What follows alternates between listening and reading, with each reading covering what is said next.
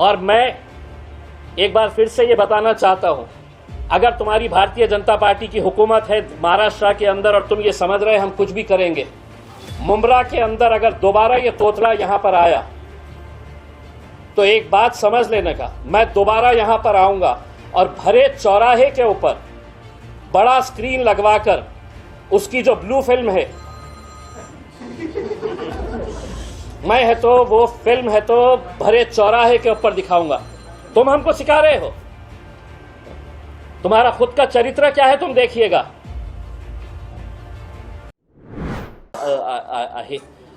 हम हारे तो परेशानी होती है कि हम किसी को जिताने के लिए आए हैं, और अब हम जीते हैं तो उसकी परेशानी हो रही है कि ये जीते कैसा है। तो ये तो हमारे लिए बड़ी दिक्कत की बात हो गई है कि हम हारना भी नहीं और जीतना भी नहीं है करके। तो ऐसी सिचुएशन के अंदर आपने लेकर आए, लेकिन हमें कोई फर्क नहीं पड़ता है। जिसको बोलना नहीं बोल रहा हूं मैं, जिसको भोंकना है वो भोंकते रहे, हमें कोई फर्क नहीं पड़ने वाला है। इसके बाद आगे के आपके अगर जो भी सवाल होंगे तो हम आपके सवाल में आज जो भगवा पहने हैं, क्या इसका भी कोई मकसद है? देखिए, मेरी गाड़ी के अंदर भगवा भी था, हरा भी था, नीला भी था, पीला भी था, सफेद भी था। अफसोस इस बात का ये हो गया है कि आपने इस देश को रंगों के अंदर बांट दिया है। कोई हुकूमत, कोई संविधान, कोई कानून ये नहीं कहता है कि ये रंग जो है ये किसी एक विशिष्ट जाति से जुड़ा हुआ है करके। मैंने हरा रंग भी पहना हुआ था, अभी मुझे किसी ने गाड़ी में चढ़ते चढ़ते ये रंग ये पहना दिया तो मैंने ये भी पहन लिया है करके। लेकिन लोगों को ऐसा लग रहा है कि साहब ये रंग जो है ना, ये जात के साथ, ये रंग ये जात के साथ, ये रंग ये जात के साथ, ऐसा कुछ नहीं है साहब। और जिन लोगों की घटिया सोच होती है वो इस तरह के फालतू मुद्दों के ऊपर व्यस्त रहते हैं। लेकिन सर कहीं ना कहीं सुमैया जी को जो कि हरे रंग से बड़ा ही तकलीफ थी, उन्होंने कई सवाल उठाए चार्जशीट को लेकर, कंप्लेंट्स भी की। देखिए, अब चूंकि अब आप लोगों ने बात शुरू ही की है तो मैं आप लोगों को कुछ भारतीय जनता पार्टी के नेताओं के कुछ बयान आपको सुनाना चाहता हूं, जिसमें से एक दो ही बयान आपको सुनाऊंगा। मैं ज्यादा ना तो फालतू चीजों के अंदर मैं ये करता हूं। तो अगर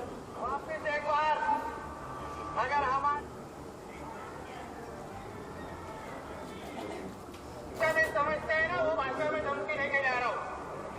हमारे रामगिरी महाराज के खिलाफ अगर कुछ भी मस्ती तुम लोगों ने किसने भी की, हमारे मस्जिदों के अंदर आके कम के मारेंगे, इतना ध्यान रखो।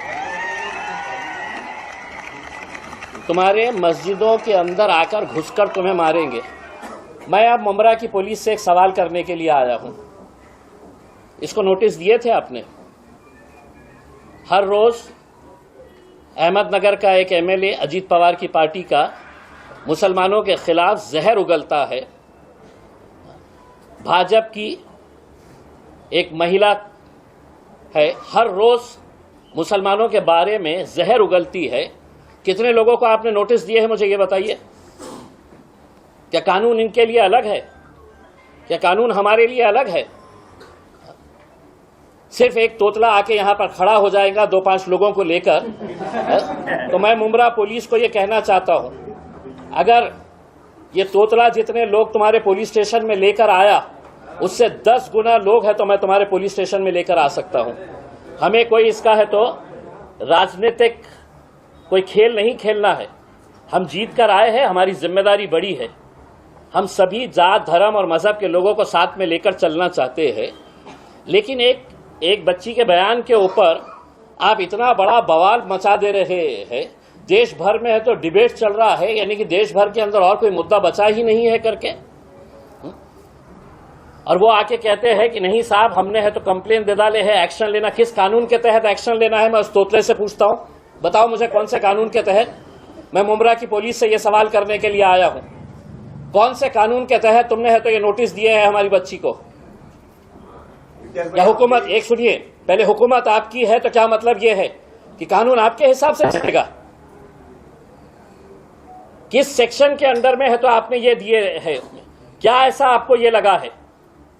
ये इनके भारतीय जनता पार्टी के पिल्ले रोज है तो मस्जिदों में घुस के मारेंगे, पाकिस्तान चले जाओ, तुम्हारे बाप का सूरत तक तुम देख नहीं पाएंगे करके। ये इस तरह के बयान देने वाले महाराष्ट्र की पुलिस क्या इन लोगों की गुलाम हो चुकी है?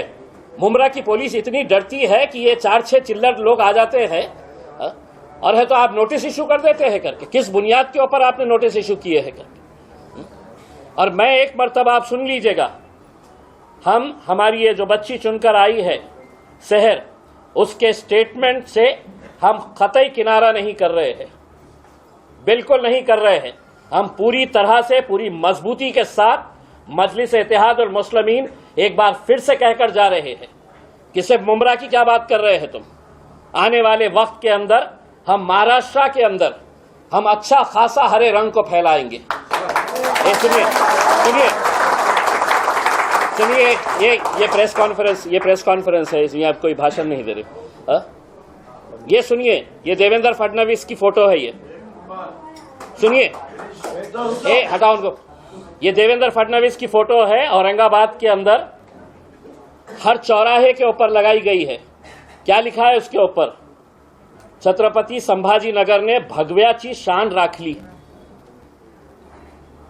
तुमच्यासाठी भगव्याची शान राखली आणि आमची मुली जेव्हा हे म्हणतं की नाही आम्ही हिरवा रंग मुंबऱ्यामध्ये हे करणार आहे, तर इतकं वाईट कि उसके ऊपर आप है तो डराने धमकाने नोटिसेस इशू करने की बात कर रहे हैं करके।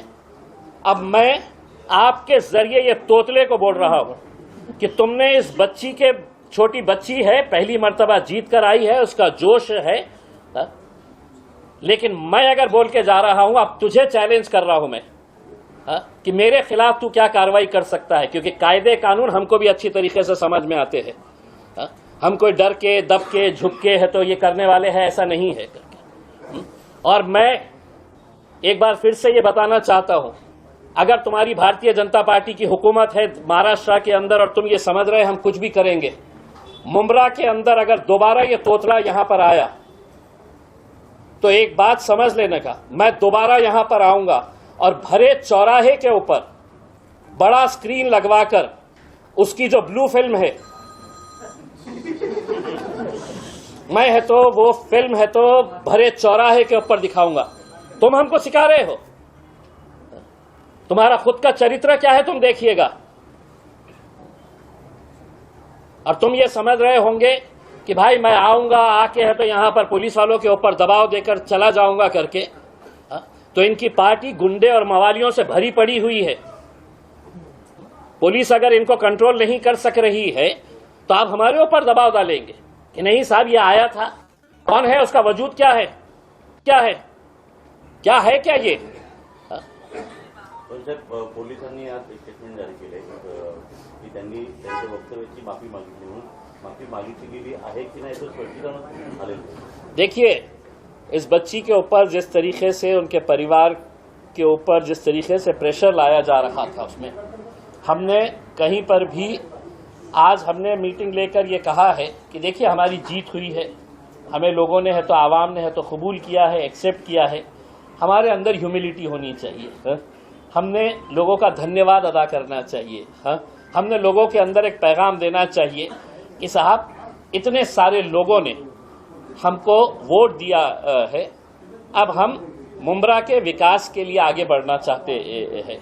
मुंब्रा का विकास करते वक्त जब हम सड़क की बात कर रहे हैं तो सड़क के ऊपर कोई एक जाति के लोग नहीं चलने वाले हैं।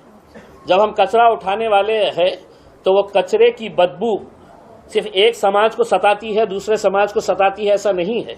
ड्रेनेज अगर है, इंफ्रास्ट्रक्चर अगर नहीं है, तो ये सब चीजें जो है हम मुंब्रा के विकास के लिए, लेकिन सारे लोगों को तकलीफ इस बात की सता रही थी कि एमआईएम 125 सीटें कैसा जीत गई, गोवंडी के अंदर है तो हमने मुंबई में 8 सीटें कैसा जीत गए हैं, मुंब्रा के अंदर हमने 5 सीटें कैसा जीत गए हैं करके।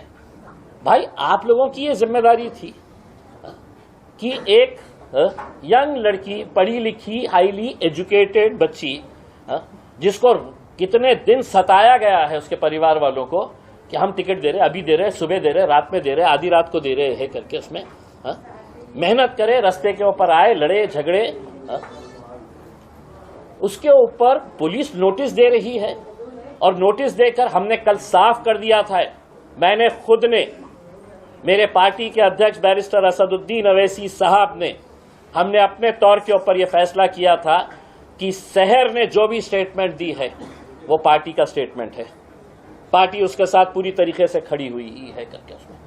लेकिन अगर तुम लोकल लेवल के ऊपर कि पुलिस वाले आने वाले हैं, पुलिस वाले आके उठा के लेके जाएंगे, ये करेंगे करके उसके अंदर, तो आज ये स्टेटमेंट शहर का खत्म हो चुका है।